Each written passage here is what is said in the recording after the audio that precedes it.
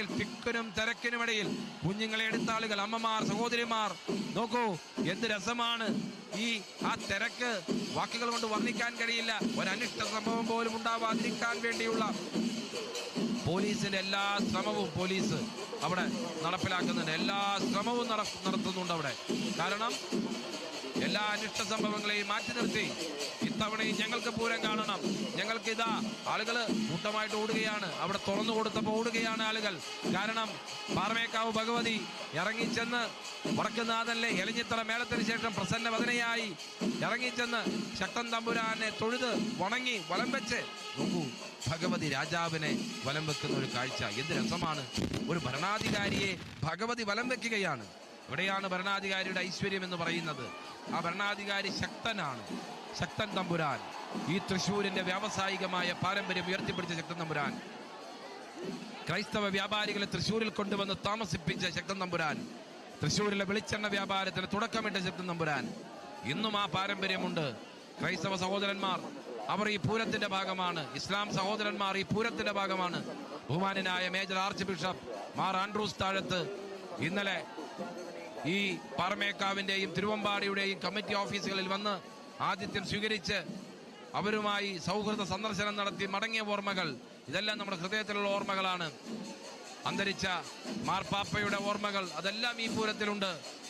1987 തൃശ്ശൂർ സന്ദർശിച്ച John Paul രണ്ടാമൻ മാർപ്പാപ്പ, അദ്ദേഹം വന്ന ശക്തൻ തമ്പുരാനിലെ വേദി ഇപ്പോഴും ഉണ്ടതവിടെ. അങ്ങനെ എത്ര മഹാരഥന്മാർ പങ്കെടുത്ത മണ്ണാണ് ഈ തേക്കിൻകാടിന്റെ മണ്ണ്. ഗാന്ധി വന്ന മണ്ണ്, പണ്ഡിറ്റ് ജവഹർലാൽ നെഹ്റു പ്രസംഗിച്ച മണ്ണ്, അവിടെ നിന്ന് ഇങ്ങോട്ട് നരേന്ദ്രമോദി വരെയുള്ള പ്രധാനമന്ത്രിമാർ പ്രസംഗിച്ച ഈ തേക്കിൻകാട് മൈതാനം. തേക്കിൻകാട് മൈതാനത്തിന് ഒരുപാട് കഥകൾ പറയാനുണ്ട്. ഇന്ദിരാഗാന്ധിയും രാജീവ് ഗാന്ധിയും വന്ന മണ്ണ്, നരസിംഹറാവു വന്ന മണ്ണ്. ഈ മണ്ണിനൊരു വലിയ പാരമ്പര്യമുണ്ട്. ഈ മണികണ്ഠൻ ആൽത്തറയ്ക്കൊരു പാരമ്പര്യമുണ്ട്. സ്വാതന്ത്ര്യ സമരത്തിന്റെ ഒരു പോരാട്ടം. കൗമുദി ടീച്ചർ തന്റെ സ്വർണ്ണാഭരണങ്ങളെല്ലാം ഊരി നൽകിയ ഈ പാരമ്പര്യം, ഈ തൃശ്ശൂരിന്റെ പാരമ്പര്യം എന്ന് പറയുന്നത്, മണികണ്ഠൻ ആൽത്തറയുടെയും തേക്കിൻകാടിന്റെയും പാരമ്പര്യം എന്ന് പറയുന്നത് സ്വദേശി പ്രസ്ഥാനത്തിന്റെ പാരമ്പര്യമാണ്. ഇന്നും വടക്കുന്നാഥിന് ചുറ്റുമുള്ള പ്രദക്ഷിണ വഴിക്ക് പേര് സ്വരാജ് റൗണ്ട് എന്നാണ്. സ്വാതന്ത്ര്യ സമരത്തിന്റെ പോരാട്ടമാണ്. 1947 സ്വാതന്ത്ര്യ ലബ്ധിക്ക് ശേഷം ഉണ്ടായ ഒരു ഖാദി എക്സിബിഷൻ, ഇവിടെയുണ്ടായ വ്യാപാരികൾ തീരുമാനിച്ച ഒരു എക്സിബിഷനാണ് പിന്നീട് പൂരം പ്രദർശനം എന്ന രീതിയിൽ വളർന്നു വലുതായത്. ആദ്യം അത് വ്യാപാരികളുടെയും ചെറുകിട വ്യവസായികളുടെയും ഒരു സംയുക്തമായ ആഭിമുഖ്യത്തിലായിരുന്നു. പിൽക്കാലത്ത് അത് നഗരസഭ ഏറ്റെടുത്തു. തൃശ്ശൂർ നഗരസഭ പൂരം പ്രദർശനം. ഇത്തവണ 62ാമത് തൃശ്ശൂർ പൂരം പ്രദർശനമാണ് നടന്നുകൊണ്ടിരിക്കുന്നത്. 250-ൽ പരം സ്റ്റാളുകളുള്ള തൃശ്ശൂർ പൂരം പ്രദർശനം. ഈ പൂരം എക്സിബിഷൻ മാതൃകയാക്കി പല സ്ഥലത്തും പൂരം എക്സിബിഷനുകളുണ്ട്. പക്ഷേ ഒന്നും തൃശ്ശൂർ പൂരം എക്സിബിഷനോളം വരില്ല. പൂരങ്ങളുടെ പൂരമാണ് തൃശ്ശൂർ പൂരം. എടുത്തു പറയണം പൂരം എക്സിബിഷൻ. കാരണം ആ തൃശ്ശൂർ പൂരം എക്സിബിഷൻ എന്ന് പറയുന്നത് ആളുകളെ ആകർഷിക്കുന്ന മനോഹരമായ ദൃശ്യ ശ്രാവ്യ വിരുന്നാണ് തൃശ്ശൂർ പൂരം എക്സിബിഷൻ.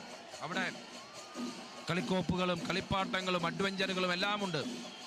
ഇവിടെ ഈ സായം സന്ധ്യയിൽ അസ്തമയ സൂര്യന്റെ പ്രഭാരശ്മികളേറ്റ് വിളങ്ങുകയാണ് ഈ തൃശ്ശൂരിന്റെ മണ്ണ്. ഞാൻ തുടർന്നുള്ള ദൃശ്യ വിവരണത്തിന് വേണ്ടി പ്രിയപ്പെട്ട കമന്റേറ്റർ ശ്രീ ഭദ്രൻ വടക്കംപുറത്തിന് മൈക്ക് കൈമാറുന്നു.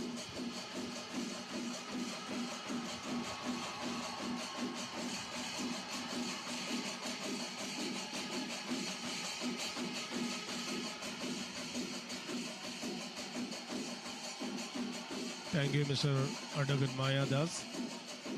പ്രിയപ്പെട്ടവരെ, എല്ലാവരുടെയും മുഖത്ത് നോക്കിയാൽ തന്നെ ഈ തൃശ്ശൂർ പൂരത്തിൻ്റെ നല്ല മനോഹാരിത നിങ്ങൾക്ക് ഈ പ്രേക്ഷകർക്ക് ഇപ്പോൾ തന്നെ ആ മനോഹാരിത നേരിട്ട് നിങ്ങൾക്ക് കാണാൻ കഴിയും.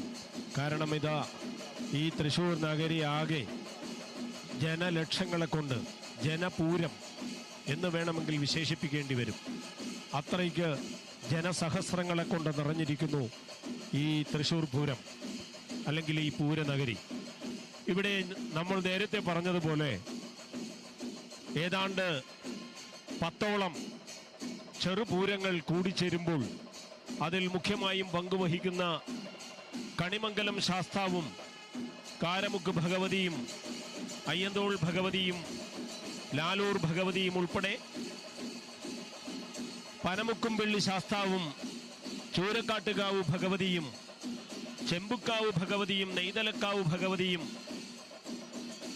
ഏറ്റവും പ്രധാനപ്പെട്ട തിരുവമ്പാടി ഭഗവതിയും പാറമേക്കാവമ്മയും ഉൾപ്പെടെ 10ഓളം ഘടകപൂരങ്ങൾ ഉണ്ടെങ്കിൽ പോലും ഏറ്റവും പ്രധാനപ്പെട്ട തിരുവമ്പാടിയും പാറമേക്കാവും തമ്മിലാണ് പ്രധാനമായും ഈ കുടമാറ്റത്തിൻ്റെ വർണ്ണാഭമായ വർണ്ണമഴ തീർക്കുന്ന വർണ്ണശോഭ തീർക്കുന്ന മാരിവില്ലിൻ്റെ മനോഹാരിത തീർക്കുന്ന ഈ കുടമാറ്റത്തിൻ്റെ മനോഹാരിതയിൽ മുഖ്യമായും പങ്കെടുക്കുന്നത് എന്ന് നിങ്ങൾക്ക് വർഷങ്ങളായി പരിചയമുള്ളൊരു കാര്യമാണ്.